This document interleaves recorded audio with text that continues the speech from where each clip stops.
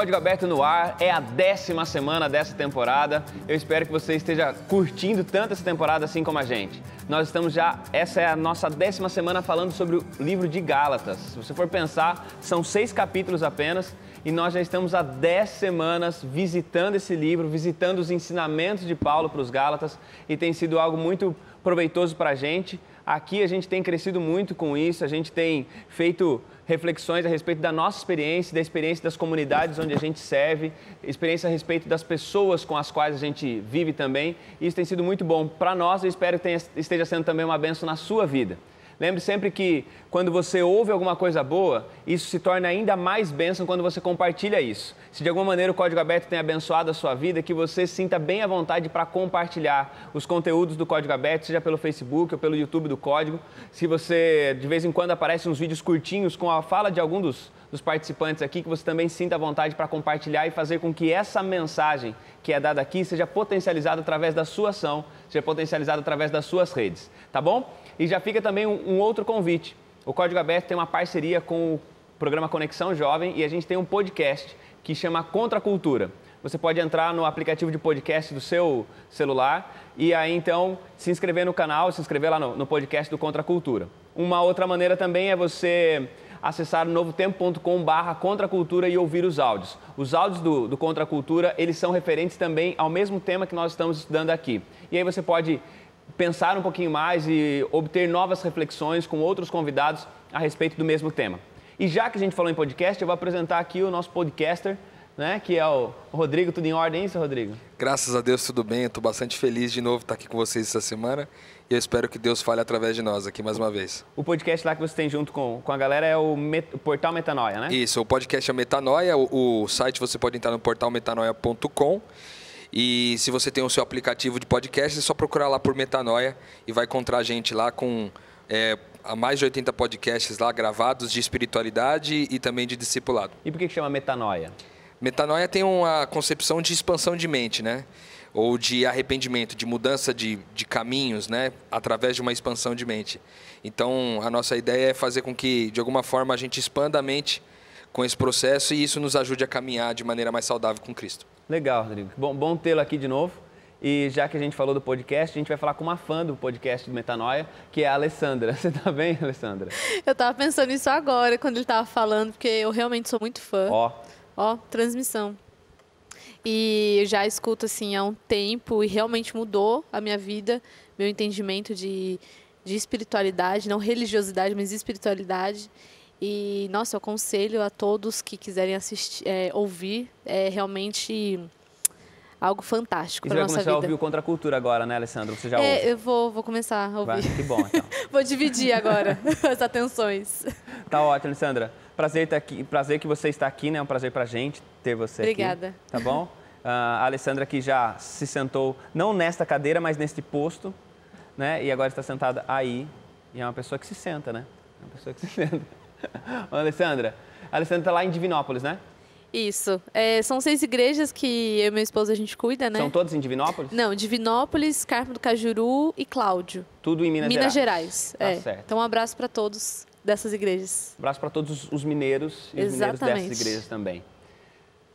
Tudo em ordem, Amanda? Tudo certo. A gente sai do podcast e chega no YouTube. É verdade, eu tenho um canal, né? Então lá, se você quiser me acompanhar, é só pesquisar lá no YouTube, Amanda Bravo. Lá eu converso um pouquinho também sobre espiritualidade, algumas coisas que eu gosto, que eu vivo, enfim. Fica a dica. Tem de tudo, tem um pouco da vida e um pouco da caminhada espiritual também, Exatamente. né? Geralmente o que toca o meu coração, aquilo que Deus fala comigo, eu tento compartilhar isso e também os meus gostos pessoais, né? O estilo de vida que eu levo. E vai ser a primeira vez que vai ter na internet um making-off do Código Aberto, né? É verdade, vai estar lá postado, é só você acessar que vai ter um vídeo assim bem bacana sobre os bastidores do Código Aberto, como que tudo isso daqui funciona. Beleza, Amanda. E obrigado por isso também, né? Porque você acaba servindo a gente também com isso. Eu que agradeço o privilégio de estar aqui. Legal. Pastor Dani Bravo. E aí, tranquilo? Eu tô bem. Você tá na paz? De boa, cara. Tudo certo, mais uma vez aí. Estamos chegando quase que na reta final já, né? Estamos no último mês. Vamos entrar no último mês de estudos agora, né? O tema de hoje, confesso que achei muito bacana quando estava estudando. Acho que a gente vai poder tirar uns insights da hora. Não, muito bom. Pastor Dani, que é pastor lá na Nova Semente. Exato. A Nova Semente, ela tem uma proposta que não que ela seja uma proposta diferente de outras igrejas, mas ela tem uma proposta dela em relação ao lugar onde ela está, o espaço onde ela está e a relação com as pessoas. Como é que é? Qual que é a proposta? Na verdade, assim, o pastor Kleber Gonçalves, quando fez seus estudos lá em 2005, quando começou tudo, ele fala uma frase bem interessante, acho que a ideia resume, né? Você não é possível, na verdade, com um tipo de igreja, com uma abordagem de igreja, você atingir todas as pessoas, porque cada um tem uma necessidade diferente, tem uma realidade diferente, e cada um é atingido, chega no coração a mensagem de uma forma diferente. A gente até nas últimas semanas teve momentos que a gente comentou, né, como uma música às vezes fala melhor do que uma palavra, para outra palavra vai falar melhor que a música, ou oração, enfim, cada um é atingido de uma maneira diferente. Então, a ideia da Nova Semente é um projeto ou uma abordagem um pouquinho diferente da mesma mensagem, apenas para atingir pessoas de uma forma, numa realidade um pouco diferente daquela igreja mais tradicional, digamos assim, que poderia atingir. Então, talvez um bom resumo do que é a Nova Semente, por que é diferente, etc., é um projeto evangelístico, simplesmente um formato alternativo, digamos assim, para atingir pessoas que têm necessidades e realidades diferentes. E é bacana você falar isso porque isso exemplifica algo que a gente já pensou a respeito da lição, que é a unidade de mensagem, a unidade do evangelho, mas às vezes a diversidade dos métodos, né? Perfeito. E aqui a gente falou de podcast, de YouTube, aí você fala da igreja com uma abordagem diferente, são caminhos pelos quais a gente comunica o mesmo evangelho. Isso é bem legal. A realidade de Antioquia, que a gente falou lá nos primeiros estudos, esse pluricultural aqui, sei lá se está certa a palavra. Pluralidade, né? Isso, cultural. Pluralidade cultural, obrigado. Reflete bem a necessidade do porquê da Nova Semente, da Cia da Vila, que também é uma outra abordagem. Então, a ideia é essa. Se todas as igrejas fossem Nova Semente, não seria o suficiente. Se todas fossem como Divinópolis, não seria o suficiente. Se todas fossem Cia da Vila, não seria o suficiente. Então, é a diversidade que faz a gente atingir mais pessoas. Ótimo. Que bom que nós temos aqui um público diversificado, então, para atingir várias pessoas. E temos diversidade de música também. Hoje a gente começa com novos convidados musicais. Está aí o Cleiton e o Vazian, tudo em ordem com vocês? Tudo em ordem. Na tudo paz. Certinho. Vocês dois trabalham aqui na Novo Tempo, trabalham onde? Vamos lá, fala aí. Eu trabalho no departamento de marketing, sou designer, cinegrafista, e o Cleiton... Eu trabalho na parte de publicidade da TV, os comerciais que aparecem nos intervalos e vinhetas dos programas também. Legal. Você está há quanto tempo aqui na Novo Tempo, Cleiton? Acho que vai fazer uns 8 anos. 8 anos já? Já viu bastante coisa aqui dentro. Bastante já. coisa. E você, Vazian, está aqui há... 9 anos. 9 anos? Um ano a mais. Você que é albanês, né, Vazian? Exato. Eu sou albanês. Está no Brasil já? Mas você já está no Brasil já há 12 anos? 14 anos já. 14 anos? 14 anos. Então já é meio brasileiro já, né? Brasileirado. De acordo com o Chapolin, que o produtor, ele falou que você é um albaneiro. Pode ser. Nome novo aí. Gostei, Chapolin. Brasileiro. Pode ser. Tá bom. E eles vão cantar pra gente no final. Tem um nome? Vocês? A dupla ou é Cleiton e Vazian? A gente era um trio. Hoje verdade, somos uma dupla. Cristana. É o nosso Cristana, nome. né? O trio. O trio. Então hoje temos 2/3 do Cristana. Exatamente. Tá bom. Ok, daqui a pouco a gente ouve. Obrigado pela presença de vocês. A gente vai para o nosso estudo dessa semana, a gente vai fazer uma oração. Eu vou pedir para o pastor Dani Bravo orar para a gente, antes da gente entrar no tema desse momento. Legal. Oremos então. Senhor Jesus, mais uma vez a gente agradece o privilégio que o Senhor dá para a gente, a liberdade para poder estudar a Tua Palavra e debater entre amigos sobre esse tema que é tão importante para a gente.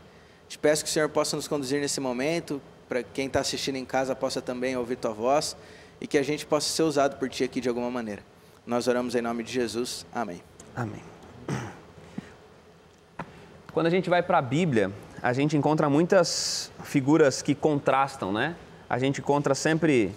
Parece que a Bíblia gosta muito da ideia de contrapor, né? Todos os autores bíblicos e a Bíblia sempre tem um lado e tem sempre um antagonismo, ela tem sempre um contraste. E muitas coisas que a gente aprende na Bíblia, a gente aprende por contraste. A gente aprende vendo um exemplo e vendo o exemplo ruim, vendo o bom exemplo e vendo o exemplo ruim, aquilo que deve ser feito e aquilo que não deve ser feito. E os personagens bíblicos e as figuras bíblicas nessa direção são variadas. E o tema da semana trouxe um pouquinho disso pra gente, trouxe um pouquinho desse contraponto. E ele faz isso pensando no tema da aliança. Pastor Dani, a gente já comentou sobre aliança, você já falou e a gente já conversou aqui sobre aliança em estudos anteriores, em encontros anteriores, mas aqui Paulo ele fala a respeito disso, de uma aliança, de uma nova aliança. O que significa isso? O que é essa ideia desse povo viver uma nova aliança, de uma aliança antiga? Essa aliança antiga deixa de existir, é uma aliança nova. Como é que funciona isso? Hoje a gente vai estar estudando o trecho, principalmente ali do capítulo 4, né, do verso 21 ao 31 de Gálatas. E ali Paulo ele faz uma metáfora muito interessante sobre o que é essa aliança, né? A gente vai ver um pouquinho depois, mas só para voltar ao contexto do que é aliança, a gente há 2 ou 3 semanas atrás, não estou bem lembrado agora, a gente falou um pouquinho da aliança no contexto grego, né? A palavra grega, etc. Hoje a gente vai estudar um pouco mais do contexto hebraico, que é a palavra berit. Você que já acompanha o Código Aberto há algum tempo, com certeza você já viu aí, o pessoal em casa, você já viu o pastor Edson Nunes aqui, pastor Lucas Iglesias, falando os que eu lembro, comentando já sobre a aliança no Antigo Testamento e desdobramentos e a palavra.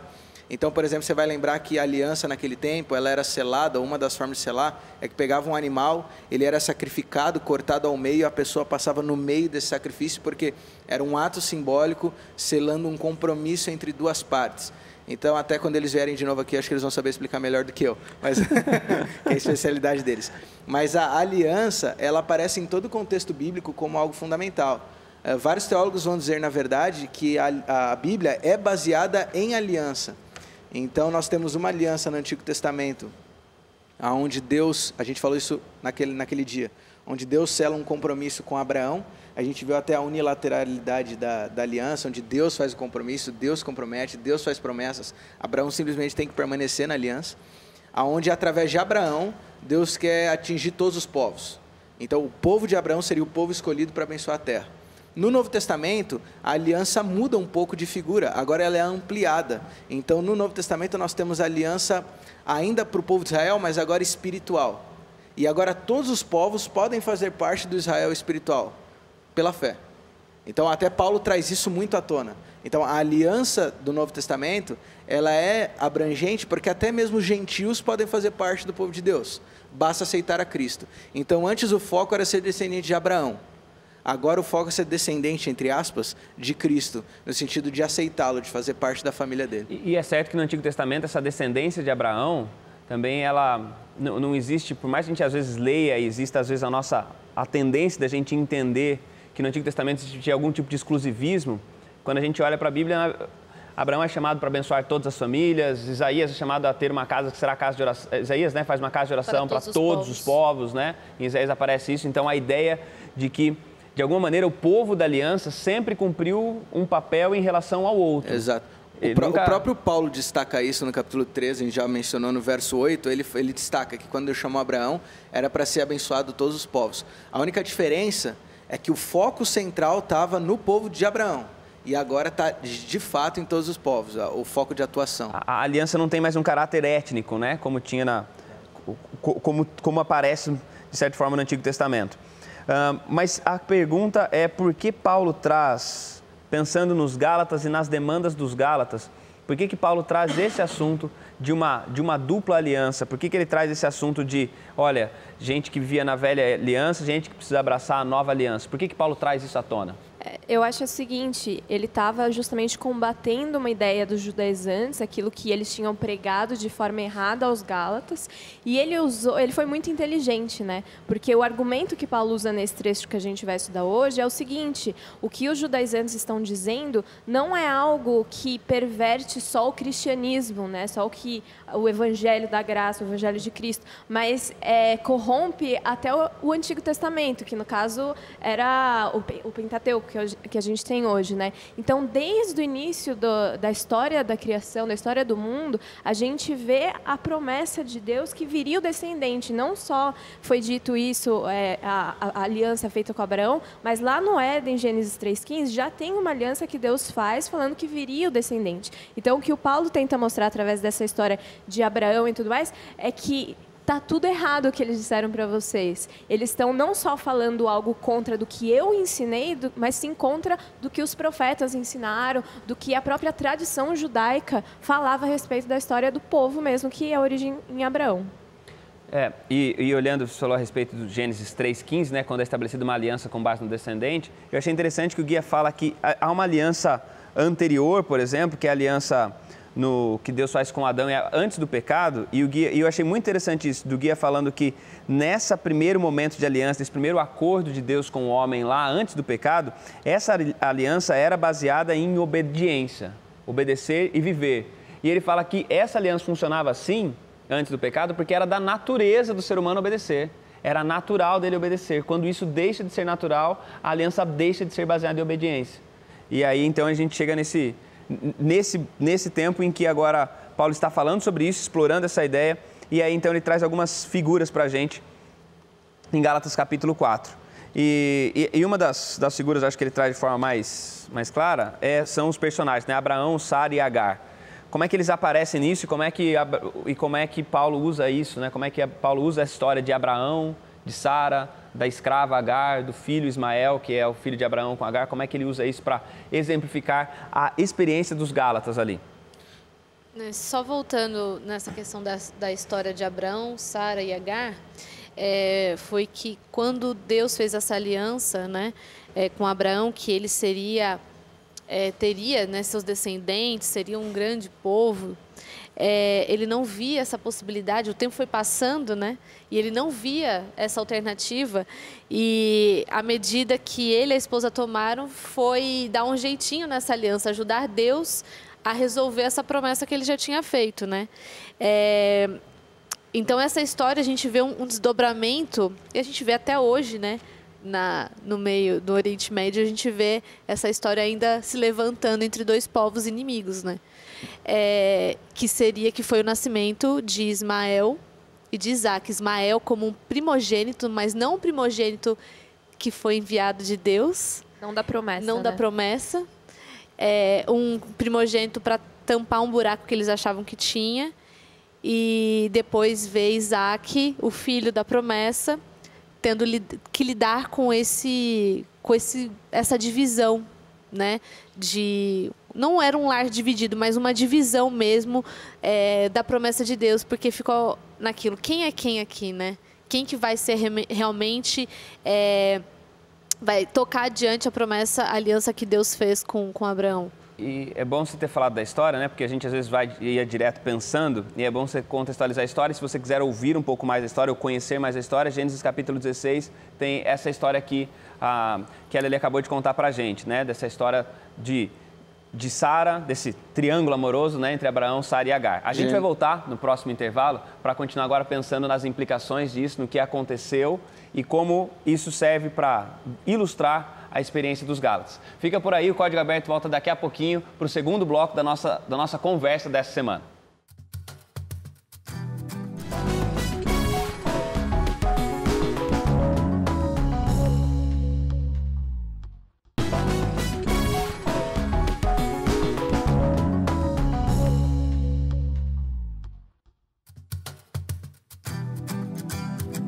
Código Aberto de volta para você, que bom que você continua com a gente.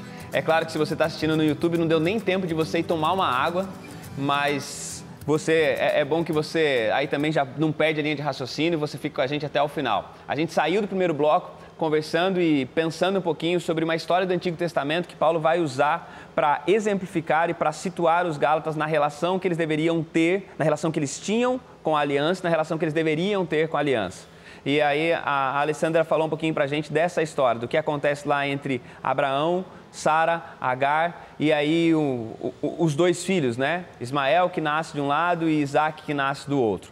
Pastor Daniel, expandir um pouquinho também essa história para a gente. Pegar o embalo da Lelê ali, que trouxe a história, e ela é fundamental para a gente entender toda a metáfora aqui, né? Quem quiser ler depois com detalhe, está em Gênesis capítulo 16 até o 21. Você tem o foco central dessa história.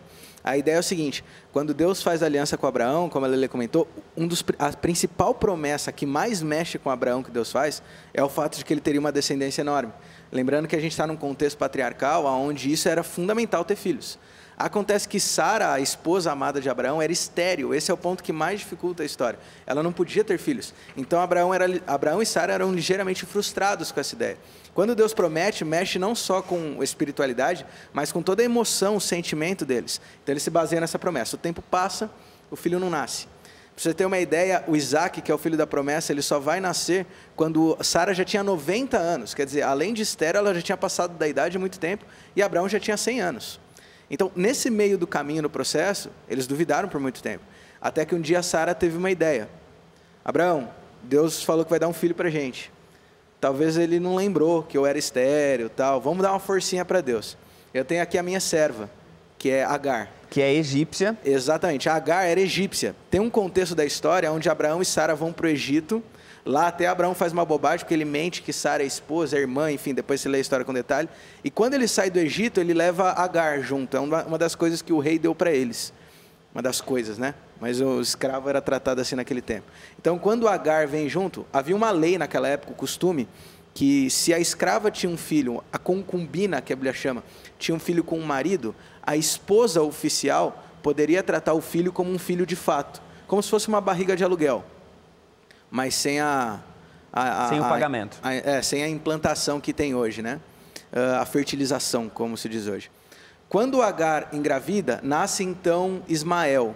E agora toda a casa de Sara e Abraão colocam a expectativa da promessa no filho chamado Ismael.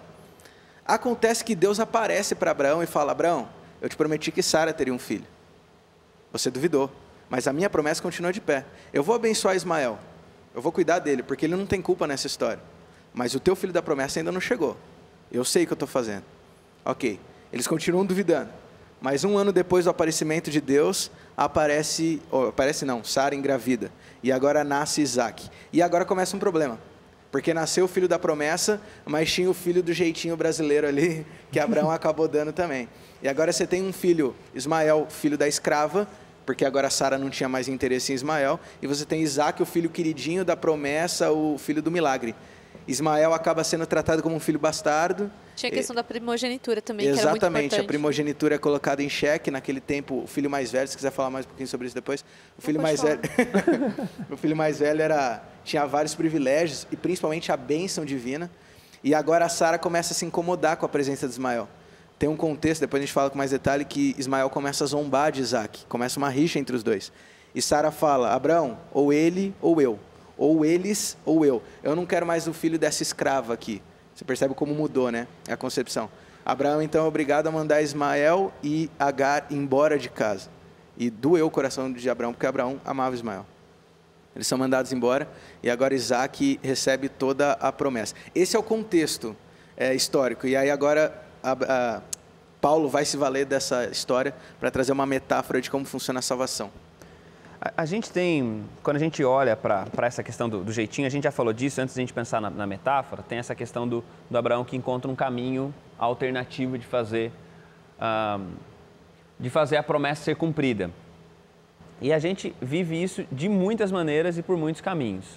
E aí, Rodrigo, a gente tem de repente a nossa maneira também, ou na relação, ou como igreja, ou como indivíduos, ou como igreja, que a gente tem também um caminho pelo qual Deus nos chama a caminhar, umas promessas de Deus vindo por um caminho, mas às vezes a gente quer encontrar alternativas para receber essa promessa.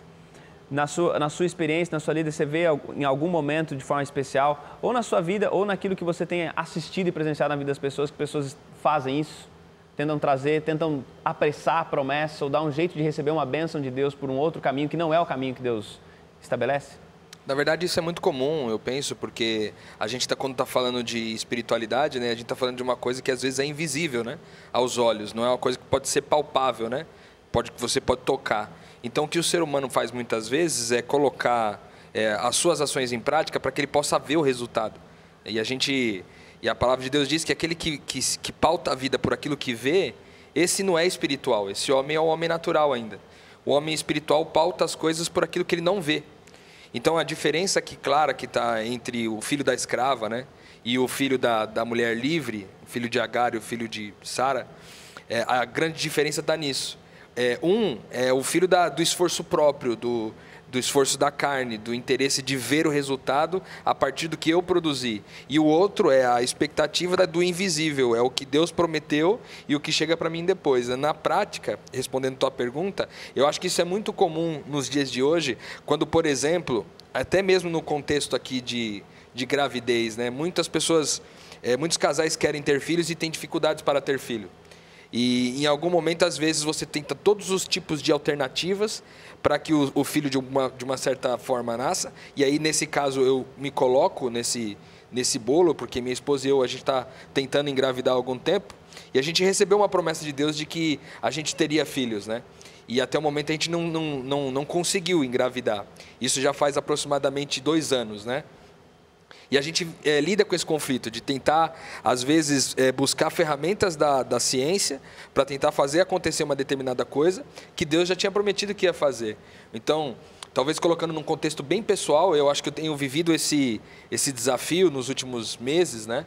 De confiar na promessa de Deus de que a gente vai expandir a nossa família. Eu já tenho uma filha, mas a ideia é expandir um pouco mais essa família. E agora esperar isso na certeza de que Deus prometeu, mesmo sendo invisível, saber que no tempo certo de Deus isso vai chegar, do que eventualmente testar todos os tipos de possibilidades da ciência. Não que eu discorde, né, que deva ser feito, mas no meu caso especificamente, há uma promessa, né, e a gente tem tentado esperar essa promessa acontecer efetivamente. E é importante você falar assim, não é uma questão de quem vai por esse caminho não tem fé, mas é uma questão pessoal. E eu acho que esse caráter pessoal também da experiência de cada um é importante. Há caminhos para mim, eu tenho às vezes convicções em mim daquilo que Deus me chamou e Ele espera de mim, que são diferentes daquilo que a Alessandra tem para a vida dela. E ter convicções diferentes também envolve o fato de que as coisas vão acontecer na vida da gente por métodos diferentes, vamos alcançar as coisas por métodos diferentes.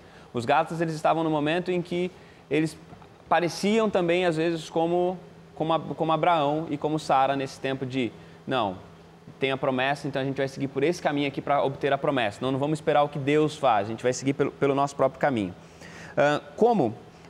Depois, agora, Paulo vai usar as duas figuras, a figura, né, de Ismael e de Isaac, também ele vai usar a figura de uma Jerusalém, que é a nossa mãe, de uma Jerusalém de cima e Jerusalém de baixo. Ele vai usar essas figuras para exemplificar de certa forma, os grupos que existem, né? Os dois grupos que existem. Existe um grupo que é gerado da promessa, um grupo que é gerado do jeitinho. Existe um grupo que é da Jerusalém de cima e outro que é da Jerusalém de baixo. Quem são esses grupos e o que Paulo quer dizer com essas metáforas? Deixa eu ler o verso aqui, Gálatas 4, 22, só para a gente contextualizar, diz assim: pois está escrito que Abraão teve 2 filhos, uma da mulher escrava e outro da livre. Mas o da escrava nasceu segundo a carne, o da livre mediante a promessa. Estas coisas são alegóricas, porque essas mulheres são 2 alianças. Uma, na verdade, se refere ao Monte Sinai, que gera para a escravidão, e esta é Agar. E aí depois vai dizer que a outra é que gera filhos livres. Então, a ideia é o seguinte: Agar era a escrava e ela tem o filho que nasceu por causa dos esforços humanos. É o ser humano tentando ajudar o divino. Chega a ser irônico até, né? O homem tentando dar uma forcinha para Deus. Já o filho de Sara, no caso Isaac, ele é o filho que nasceu de forma sobrenatural. É o filho da promessa. É o filho que só aconteceu quando o ser humano entendeu que ele não podia fazer absolutamente nada. É o filho do improvável, né? Exatamente, o filho do impossível. Então agora Paulo fala que a questão de lei e fé funciona mais ou menos dessa maneira. Quando eu tento fazer o meu esforço, dar o meu jeitinho para ajudar Deus no meu processo de salvação, é como se eu fosse Ismael, o filho da escrava, o filho do jeitinho, o filho da obra humana. Agora, quando eu simplesmente confio em Deus, paro de tentar fazer os meus esforços e simplesmente entrego tudo na mão de Deus para Ele fazer no tempo dele, do jeito dele, é como se eu fosse Isaac, o filho da mulher livre, o filho da promessa. Mas existem alguns momentos, antes da Alessandra falar, só Alessandra, que existem alguns momentos, um Deus que Ele diz o que a pessoa tem que fazer, né? Ele diz, daí não é necessariamente um esforço humano, não é um jeitinho, mas é Deus prescrevendo como deve ser, né? A gente tem exemplos bíblicos de Deus dizendo, olha, faz por esse caminho, mas ainda assim a provisão, o método é provido por Deus. Não é que no caso, assim, só para estabelecer a diferença, que nem todo o esforço humano é o jeitinho. Há um esforço humano que há um movimento humano, às vezes, que é Deus dizendo, olha, você tem que fazer esse movimento. Por mais que seja bobo, nesse exemplo mesmo de Abraão, você tem essa diferenciação, né? O que eles não precisavam fazer? Se preocupar.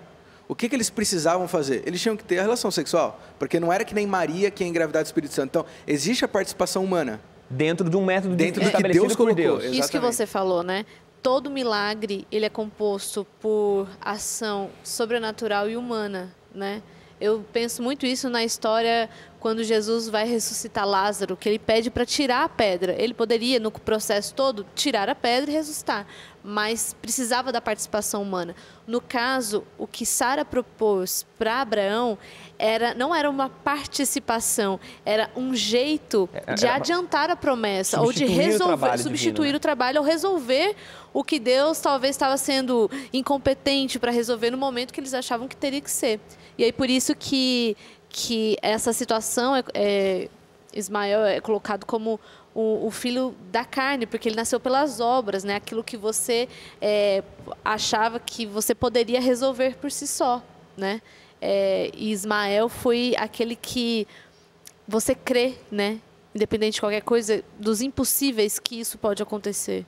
Uma coisa que eu gostei demais nesse texto aqui de Gálatas é que ele diz assim, dentro do versículo 24, na metade do 24 em diante, ele diz assim... Capítulo 4, né? Capítulo 4. Uma aliança procede do Monte Sinai e gera filhos para a escravidão. Esta é Agar. Agar representa o Monte Sinai. Isso é interessante, né? É interessantíssimo. Porque é o lance do serviço em prol da lei, como se a lei o justificasse, né? Então, é o serviço de buscar fazer pelo mérito próprio. Então, quando ele cita o Sinai aqui, ele justamente faz essa contraposição da lei que tinha sido estabelecida por um propósito de mostrar a nossa incapacidade, a nossa incompetência, a nossa fragilidade, sendo usada como veículo de salvação, né?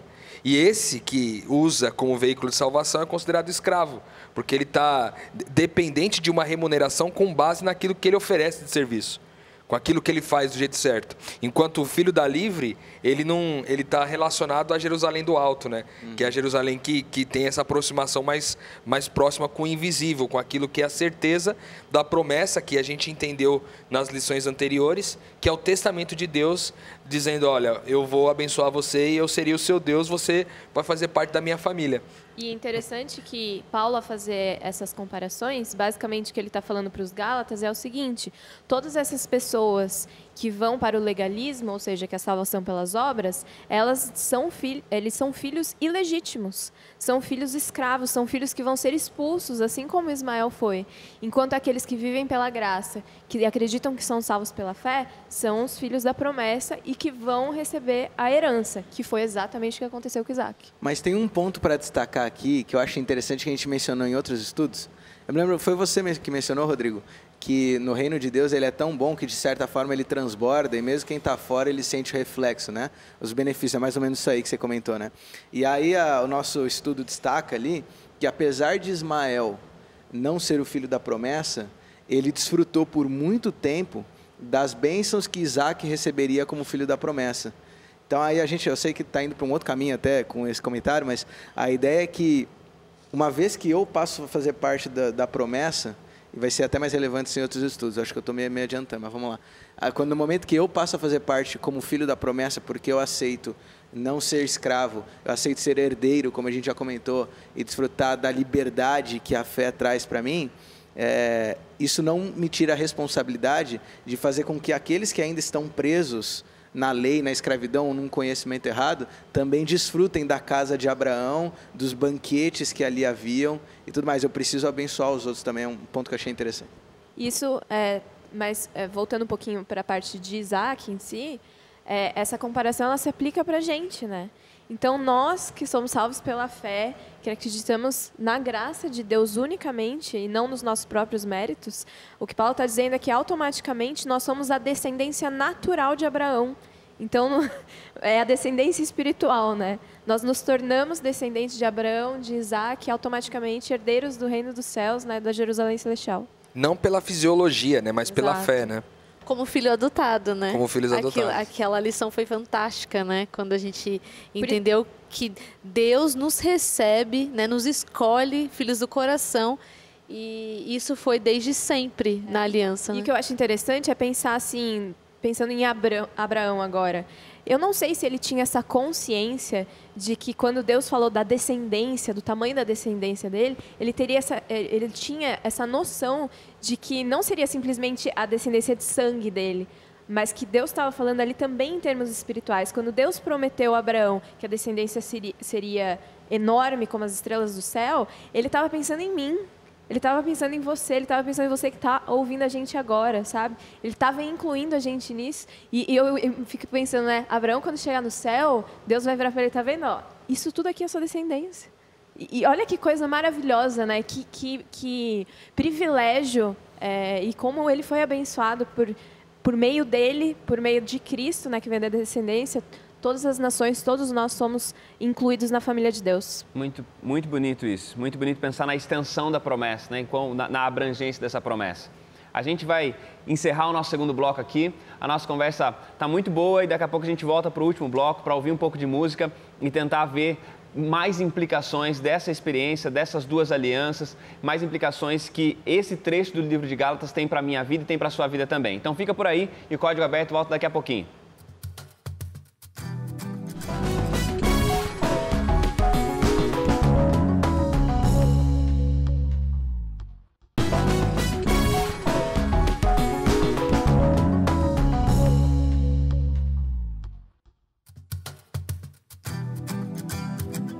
Voltamos com o terceiro bloco do Código Aberto.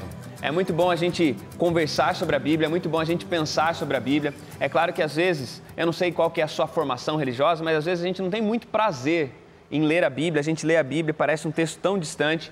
A nossa missão aqui é ajudar você não a simplesmente olhar para a Bíblia e passar tempo lendo, mas percebendo a vida que existe no texto bíblico. A vida que existe, as lições que existem e a partir do texto bíblico entender que você pode pensar também biblicamente, que você pode olhar para o mundo a partir da perspectiva bíblica e as lentes que a Bíblia coloca no mundo são as melhores lentes para que o mundo seja visto.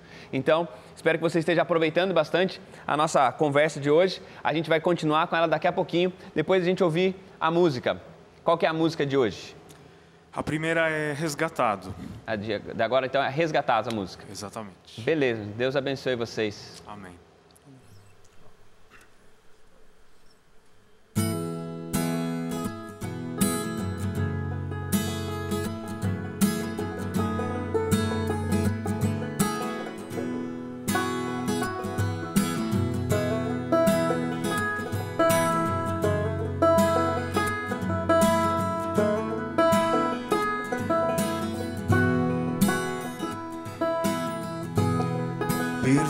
Perfeitamente imperfeito,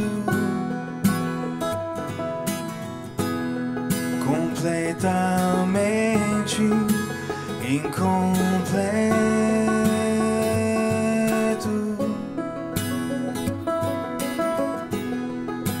totalmente perdido,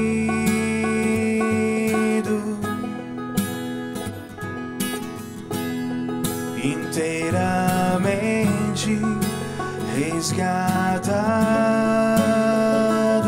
sou, com seu poder, seu grande amor, não mais serei um pecador. Tu és fiel, fiel Salvador, na cruz me ligou.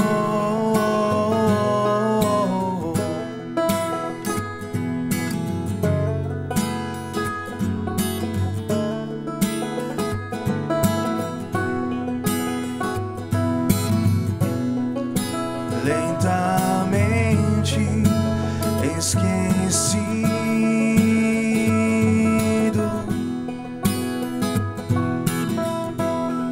imensamente pequeno,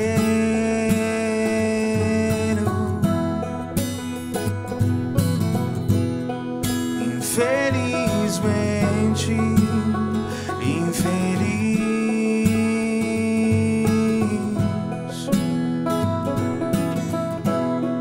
inteiramente resgatado sou, com seu poder, seu grande amor, não mais serei um pecador. Tu és fiel, fiel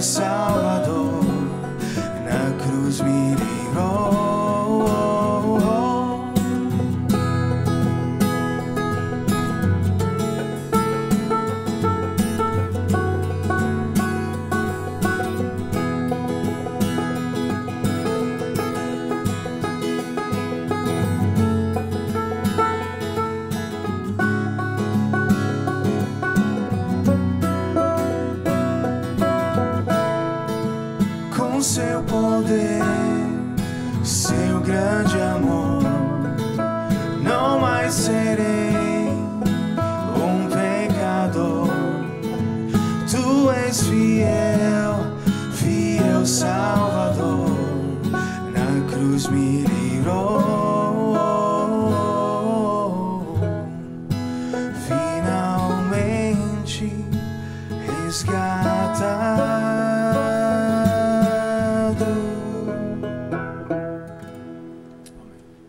Amém. Que legal. E não é sempre que a gente tem alguém tocando... É o banjo mesmo. Esse é um banjitar. Banjo? É um banjo de 6 cordas. Ah, um banjo de 6 cordas. Não basta ser um banjo, tem que ser um banjo de 6 É cordas. uma fusão do banjo com o violão. Isso. Ah, Então tem a afinação do violão. Ah, ele vai na mesma... É afinado no mesmo tom. Que legal.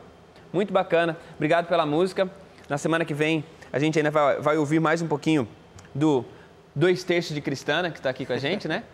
E a gente vai poder ouvi-los também tocando outros instrumentos também, né, Cleiton? A gente saiu do bloco falando um pouquinho, saindo, né, dessa figura de Sara, Abraão, Isaac e Ismael, Agar também. E aí a gente chega aqui no verso 26, verso 25 e 26, quando fala em Gálatas capítulo 4, fala o seguinte, que aquilo que aconteceu entre Agar e com Ismael, que você falou a respeito do Sinai, né? E é importante pensar que a gente não está invalidando a experiência do Sinai, nada disso. E nem Paulo está fazendo isso. O que Paulo está dizendo é que olhar para o Sinai como sendo o monte final da experiência bíblica... Ou meio de salvação. Ou meio de salvação, né? E quando eu digo assim, do monte como final, porque o Sinai, ele é o monte que aponta um problema, é o Monte Calvário que aponta a solução, né? Então, olhar para o Monte Sinai como sendo esse último monte era o problema. E aí fala o seguinte, essa maneira de ser, essa maneira de pensar corresponde a Jerusalém de agora, mas existe uma Jerusalém do alto. Quais são essas duas Jerusalém? O que figura mais Paulo acrescenta, que aspectos novos Paulo traz quando sai de Isaac e Ismael e passa agora a falar de duas Jerusaléns, uma Jerusalém de agora e uma Jerusalém do alto? Eu confesso que foi a parte que mais me chamou a atenção, foi essa do Jerusalém aí, que eu acho que Paulo foi muito audacioso quando ele falou isso, né? Vai lembrar que Jerusalém era a capital da Israel antiga, né? Hoje em dia não é mais a capital do Estado de Israel, mas é a capital religiosa de Jerusalém. Ali em Jerusalém estava o templo, ali estavam as principais manifestações de Deus, aconteceram ali. E agora, quando o cristianismo começa a surgir entre os judeus, Jerusalém acaba se tornando a capital do cristianismo, digamos assim. Inclusive Pedro, que é tido por muitos como o principal líder, estava lá em Jerusalém. Aquele concílio que a gente falou algumas semanas atrás, de Atos 15, aconteceu em Jerusalém. Então, os líderes do cristianismo, a principal atuação de tudo, o coração do cristianismo, estava ali em Jerusalém. Então, agora Paulo pega essa Jerusalém e compara com uma outra Jerusalém, que é a Jerusalém celestial, a nova Jerusalém, que Apocalipse vai chamar, que é a cidade celestial, né? É o céu, o paraíso que a gente chama. Então, agora ele faz uma comparação entre a Jerusalém que tem a igreja e a Jerusalém do reino de Deus. E aí ele fala que a Jerusalém, e aqui o cara foi muito audacioso, a Jerusalém que tem a igreja, ele fala, essa aqui é a escrava, essa aqui é a da lei, essa aqui é a Agar. A Jerusalém celestial é a livre, é a de Sara. Então, ok, Paulo falar que o céu é a livre, tá tudo bem. Agora ele está virando para a igreja, e está falando, a igreja, essa primitiva. E é interessante que geralmente a gente tem a ideia que a igreja primitiva era perfeita. Tá? O saudosismo, né? Muito romântico, né? A nossa visão tem que voltar à igreja primitiva, porque lá lá estava tudo certo. Paulo vira para essa igreja primitiva e fala, essa igreja, que não tem nem religião, é cristianismo, não tem denominações, essa igreja é escrava. Essa igreja é legalista, essa igreja é Ismael. A gente precisa voltar para Celestial. É audacioso. Ele gostaria de frisar que esse povo estava querendo se concentrar apenas na Jerusalém de baixo, né? Sendo que o olhar deveria ser direcionado para Jerusalém de cima, que seríamos filhos de Sara, todos herdeiros, né, dessa promessa. E eu acho que também Paulo, ao dizer isso sobre Jerusalém terrestre, ele também estava apontando, digamos, o dedo para os judaizantes. Ele está falando, provavelmente os judaizantes teriam vindo também de Jerusalém. Que eram os cristãos de Jerusalém. Exatamente. E... esse grupo aí, porque a gente vê Pedro temendo, né, essas pessoas, então a gente entende que eram pessoas importantes dentro do judaísmo e com certeza eles vieram de Jerusalém. Então, assim, Pedro acabou com talvez o que eles achavam de mais importante, porque eles vieram de Jerusalém, né? Paulo, ele, na verdade, colocou isso por terra e falou assim, não, o importante é aquela lá de cima, onde todos são filhos. Né? E é uma coisa importante que o pastor Dani frisou, vocês falando dos judaizantes, que não são pessoas que estão fora da comunidade cristã, eles já estão dentro da comunidade cristã, eles estão inseridos dentro da igreja e estão tornando essa igreja carnal, terrena. E eu volto nisso, já falamos disso, que não é uma igreja carnal, a gente sempre pensa no carnal como, o que é uma igreja carnal? É uma igreja onde usa isso, onde toca essa música, onde as pessoas fazem isso, vão nesse... A igreja carnal é uma igreja que está tentando salvar-se pelos próprios méritos. É uma igreja legalista, né? É uma igreja legalista. O legalismo é tratado mais vezes como sendo carne do que o próprio... a libertinagem e a entrega para os prazeres, né? Mas posso fazer um comentário sobre o legalismo? Muitas vezes ele é tido como a melhor forma porque ele é zeloso, porque ele está resguardando os seus princípios. Então, de certa forma, ele é bom você ser parte legalista. Mas talvez a profundidade dessa palavra ela é muito maior. Ela na verdade, uma parte de nós querendo ser a igreja perfeita que vai por ela mesma, por sua autonomia, conseguir os méritos que somente Cristo pode dar. Posso fazer um parênteses aqui antes de comentar? Não é exatamente o foco da lição, mas eu confesso que está me incomodando aqui de comentar isso, porque para mim, quando a gente vê uma pancada dessa de Paulo na igreja, estou falando como pastor agora, para mim ela ajuda a gente muito a entender, a cair na real, sair do romantismo, entender o que é realidade, entendeu? Hoje é meio que está na moda, não digo nem adventismo mais, cristianismo como um todo, a crítica à igreja como um todo. A gente vive uma crise eclesiástica institucional e parece que todo tipo de igreja é um problema. Minha igreja é assim, minha igreja é assado. Uma mensagem como essa, ela me faz entender o seguinte, a igreja sempre vai ter problemas, porque ela sempre teve problemas, ela começou com problemas. A gente está falando da primeira igreja cristã, com os apóstolos vivos. E ela tinha problemas desse nível, cruciais, que são as mesmas discussões que a gente tem até hoje. Então, não é um problema de hoje, é um problema do ser humano. E isso indica, a primeira coisa, que o que a gente está sofrendo agora não é novidade. E segundo, pode ser que não resolva. Sendo realista, pode ser que esse problema é provável que vai continuar para toda a história, até Jesus voltar, porque a igreja continua sendo formada por seres humanos. Qual é a reflexão que a gente tira disso? Eu queria deixar essa reflexão para quem está em casa, para eu fechar o meu parênteses aqui. Se na sua igreja você sente uma decepção dessa, seja qual for a sua religião, ao invés de ficar criticando a igreja, faça como Paulo. Paulo fazia parte dessa igreja. Paulo colaborava com essa igreja. Qual era a participação que ele tinha? Ele fazia diferença. Esse é o momento que ele está criticando. Quantas outras vezes você vê ele criticando? São pouquíssimas. Mas esse é o mesmo Paulo que presta contas à igreja, porque ele vai lá no Concílio de Jerusalém, ele vai se encontrar com Pedro, então ele dá satisfação à igreja. E o que ele fazia com o resto do tempo? Ele fazia a diferença.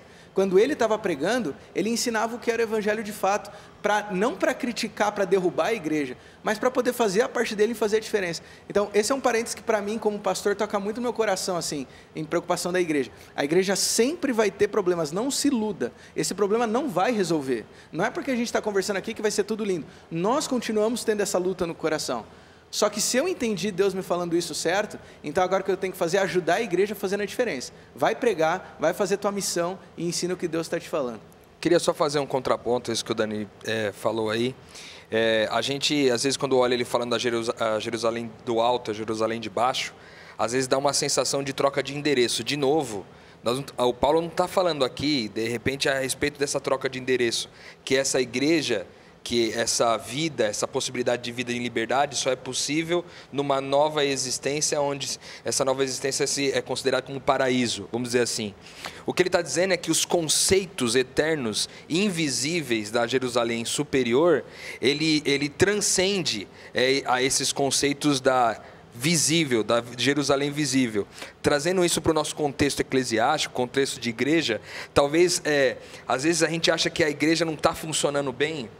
E Paulo critica isso aqui, na verdade, porque a gente ainda tem como consciência de que a igreja é aquele espaço, aquele lugar onde as pessoas vão. Quando, na verdade, a gente já falou isso aqui algumas semanas anteriores, que a igreja de Cristo, a igreja invisível, ela continua indo muito bem. Aí, a igreja invisível de Cristo vai muito bem, obrigado. O que nós temos que identificar às vezes é o que não é igreja e que tem cara de igreja.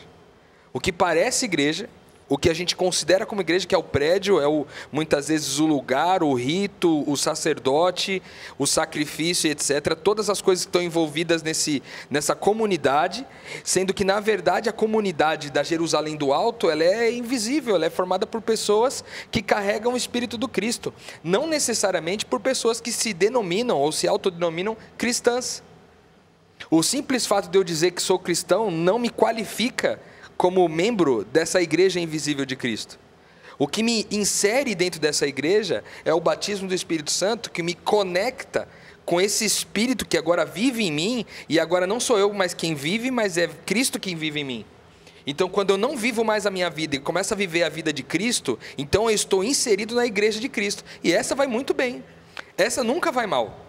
O problema da gente é que às vezes a gente confunde essa igreja invisível de Cristo com a igreja aparente, que é a que a gente vê. De novo, voltando para a história do escravo. A gente precisa ver para crer, quando na verdade a verdadeira igreja de Cristo ela é invisível.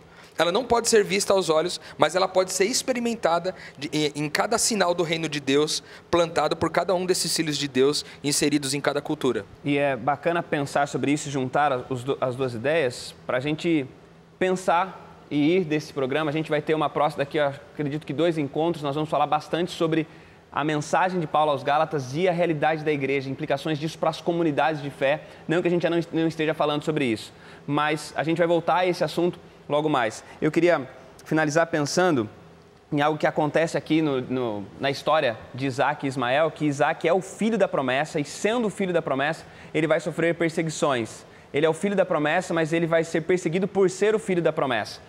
E isso é algo muito importante, porque ser filho da promessa não é uma garantia de uma vida em paz, de uma vida tranquila.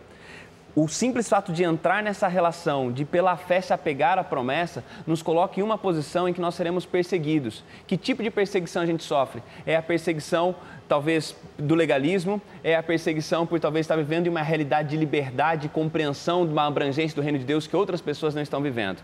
Então, você que acompanhou com a gente esse momento, você que tem desejo de ser filho da liberdade, você que tem desejo de ser filho da promessa, lembre-se disso. Virá junto à perseguição, mas lembre-se, a promessa de Deus é superior a qualquer perseguição. Que Deus te abençoe, que Deus lhe ajude nessa caminhada, e semana que vem nós estaremos de volta com o Código Aberto.